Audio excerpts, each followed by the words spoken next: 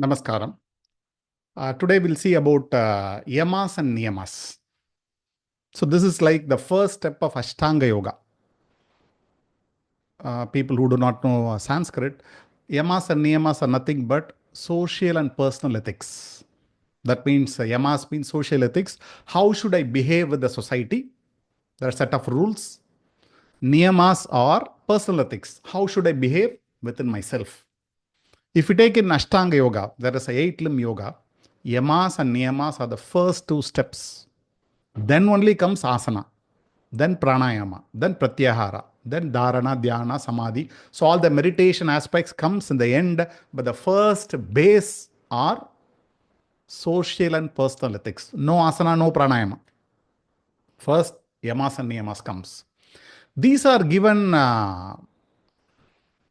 much lesser importance these days because the gross thing that is visible in yoga is asana. Asana is a gross part of yoga, which is visible outside. These are all invisible part of yoga. If you take, for example, in Yoga Sutras, which are the like Bible or Bhagavad Gita for yoga, which are the basic text behind yoga, it talks about only 3 sutras talks about asanas. Among the 195 or 196 sutras, 3 sutras only talks about asanas. There are totally 16 sutras talks about yamas and niyamas. Then you will understand now how much it is important. Whenever we say this, the social ethics, personal ethics, you need to follow, that generally people, the argument from people is, how can I follow all these things? The yamas are like, ahimsa, satya, you have to be truthful, you have to be follow non-violence, all those things we are going to see. But the question is, how one will follow all these things? Very difficult. Can you follow ahimsa one day? Non-violence. Non-violence means not only fighting with people, you should also have to stay pleasant. Is it possible one day to follow? Then people say it is very difficult, so remove all these yamas and niyamas. We will follow from asana. This is totally illogical because even in asanas, as per various texts, there are 84 lakhs asanas are there. Now you are saying yamas and niyamas are very difficult to follow. Now I'm asking the question, can you do all the asanas? 84 lakhs asanas? We can't even do 84 asanas, right? Every one of us can do some set of asanas, which is comfortable and convenient for us. When you can't do all the asanas, why you want to follow all the yamas and niyamas all the time? You don't need to be a perfectionist. Initially, please try to follow as much as possible yamas and niyamas, the social and personal ethics. Without this ethical code, following asana pranayama will not fetch desired result. Maybe some physical benefit will come, but spirituality will not open up. Spiritual dimension will not open up unless until we are established in yamas and niyamas. This I'm not saying. Every text talks about it. So these are the base or foundation. See, asana, pranayama, and meditation are very valuable and powerful tools. Can you give a knife or any sharp tool or a gun or anything of that to a kid? You will not give, right? Why? Because the kid doesn't know how to use it. The kid may harm himself or herself. So the maturity has not come to the kid, so you will not give unless until the kid gets matured, grow, then only you will allow the kid to handle all those things. Similarly, without proper maturity, if you start teaching asana, pranayama, everything, the higher technique, it is not going to be useful for the world or to that person. Without creating foundation of yamas and niyamas. This is what our scripture says. Why we need to read scriptures? You can understand and follow yamas and niyamas. So what are these yamas and niyamas? Social, personal ethics. So we'll see that. See, these are social ethics. That means what? How I should behave with the society. Every one of us are there in the society. We are living in the society. That means I have different people. with different likes and dislikes, different walks of life. Not only the people, I am with all other creatures. So I should follow this 5 social ethics. What are the 5 social ethics? One is non-violence, ahimsa. You should not harm someone. You should not kill someone. Then satya, you should always talk truth. Asteya, you should not steal somebody's property. Brahmacharya, you should control your senses. Aparigraha, non-greediness. You don't have a mind of collecting things. Keep on collecting more and more and more. Just imagine if we follow this 5 to the best of our ability, lot of frictions and fights can be avoided. Now you can see in different parts of the world the wars are going on. If they follow these things, if the people or the head of the state,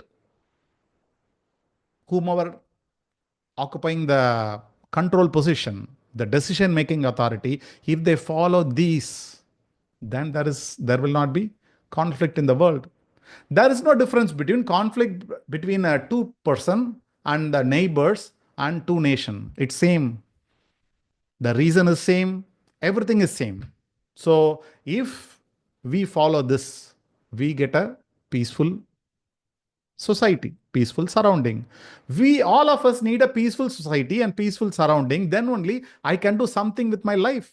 Even if I want to go work and earn something, I need my country to be peaceful, my society to be peaceful. So these 5 things, ahimsa, satya, asteya, brahmacharya, aparigraha, they are the 5 social ethics. Now people start asking, can I follow non-violence? That means, can I be without anger? You can be without anger. You can show the anger outside, but inside you can be as cool as possible. How it is? How to make it happen? Let's see, like a kid, you're in a function and you find a kid doing all mischievous things. Okay, you are enjoying, but still you find no, the kid is, if you start doing something, like he will fall down or something may happen. So you will shout at the kid, if you do this, that's all. I will do this, I will do that, or I have a stick with me, I will beat you. Something you will say, right? Or even you will just simply say about a ghost or something, you will make the kid to fear. You will show the anger outside. Outside you are showing anger, but inside there is no anger. This we can follow in day-to-day life. Whether you are running a business, working in a company, what you can do is, you can show anger outside, but you don't need to boil inside. This is an art we need to develop. It cannot come overnight, but it is possible. Because there are some people, only if you shout, they will do the work done. Not everyone will follow the soft instruction, right? So you have to be effective in the society, you can do that. Similarly, talking truth. See, truth means what here means, whatever I say, my speech, my thought, my action, all the 3 should be in same line. Whatever I think, I should talk and I should do. This is also not easy, but this also can be done. Nothing is impossible. This is all given by our ancestors. Nothing is impossible. Non-stealing, that anyway, we are not stealing, right? But we have intention to steal. Not steal, but we want something. Somebody got a new phone. We thought, let me also get it. Maybe not with stealing mentality. So this is not, we normally follow it. Brahmacharya, I mean, somebody explained this meaning as celibacy, but actually the broader meaning is controlling of senses. You should know where to put full stop. Whenever your senses goes out, how to control it. If you control your senses, most of the problems are solved. Then next is non-greediness, aparigraha. Don't start, expecting gifts. Start collecting more and more and more and more. If you see in our wardrobe, how many dresses we have? 30, 40, 50. I'm just saying. We have many things, more in quantity, which we sparingly use. So aparigraha is greediness. Keep on collecting more, whether it's useful to me or not, but I just simply feel happy when I have a lot of things there. So these are the social ethics. When you follow this, right, non-greediness, controlling of senses, non-stealing, speaking truth, non-violence, you will get a beautiful society. Only when society is peaceful, happy, prosperous, I can also enjoy the peace and prosperity. If society is in danger or society in complete chaos, then I cannot enjoy pleasantness. So this is the reason first the social ethics is given importance. Whatever you do, don't do asana pranayama, we are not bothered. But every text says follow social ethics, yamas. Then comes niyamas. What are niyamas? These are personal ethics. Once the ambience is perfect, outside ambience is perfect, now it is time for me to understand how should I behave with my inside. Now the outside is set. How should I behave within me? I should follow cleanliness, internal and external. Shaucham means internal and external purity. External means what? You have to take care of your body, take bath every day and brush and all those things, whatever you do that. Internal cleanliness means physiologically, if you do asana or any other activity, even you go for swimming, go for walking, your blood flow happens excellently inside. All the toxic will be removed. That also you can have good thoughts, positive thoughts. That's internal purity. So this is possible definitely by all of us. Then santosha, contentment. Contentment means not simply eating and sleeping and telling that, okay, I'm fine, whatever I have. No. Contentment means you have to do your best. Put all your effort, whatever you can. And end of the day, whatever you get, you feel happy about it. Today I get 100 rupees, I'm so happy. Next day I get 10,000 rupees, I'm so happy. Next day I'm getting 10 lakh rupees, I'm so happy. Other day I end up in loss, still I'm happy. Contentment means end of the day, after doing all my work, whatever I'm getting, I'm so happy with whatever I have. You work for tomorrow, for more, that is different. But whatever I have, you should feel happy. See, whenever you are happy, you are so efficient. Whenever you are depressed, whenever your mind is negative, you can't even do your normal work. But whenever you are happy, you can see your system, both body and mind functions at its best. So you should need that happiness by contentment. God has given me, or this is what I'm supposed to get today. I'm happy. Tomorrow I will strive more. But do your 100% and be contented with what you have. Tapas. So tapas, again, it is related to body and mind. Putting your body and mind in extremities. That means what? You have to always work beyond your comfort zone. Don't always be in a comfort zone. Then you will be in a small circle. Always strive higher than your capacity. Because I do not know my capacity. My capacity is say 100 points. I may be working at 10 points and feeling that, okay, 10 is only the limit. No. Or you are comparing with somebody, they have crossed the 8 points and you crossed 10 points. You thought I'm so better. No. My capacity may be 100 or even much more. I do not know. So tapas means putting your body and mind into extremities, going beyond your comfort zone and doing your best. This will help your body and mind to get much maturity, strength, and all those things. Swadhyaya means self-study or self-reflection. Whatever happens in the life, I should start asking question about what, why, when, all those things. So reading any scriptures, we call anything which takes you to moksha, we call that as moksha shastras. Better to go through any text. This is Swadhyaya, because the moment you study, you will start understanding more about life. When you start asking question, what is this, what is this, what is life, what is beyond, what is before, you can get answers only from our scriptures. Or you have to sit and do japa. You just close your eyes and do japa. Repeat the mantra so that you go internally and find what is within you. This is called Swadhyaya. Even for a work, if you're doing some work, you have to think how to do this best. Where should I improve? What I have done? What should I do? What should I do to improve next time? You keep on asking question. It will lead you to improve the quality of work, what you're doing. Ishwar Pranidhana means complete surrender. In the sense, I surrender my action and the benefit of that action, the consequence of the action to the higher force. That means I have to do my best, whatever comes in the result, I should be happily dealing with it. I should not be, get attached to the result. If fantastic result comes, I should not, no need to jump in joy. Or if a failure comes, I don't need to get depressed. This tend to happen. There is no one in the world who is successful in all the attempts in all the areas of life or even work. And there is no one who always fails. So the result is not in our hands, but we can only see the process, work on the process, try doing your best. Whatever comes, have a, stable mind to accept it. Dedicate everything to the higher force. Do your best, dedicate everything to the higher force. This is Ishwar Pranidhana.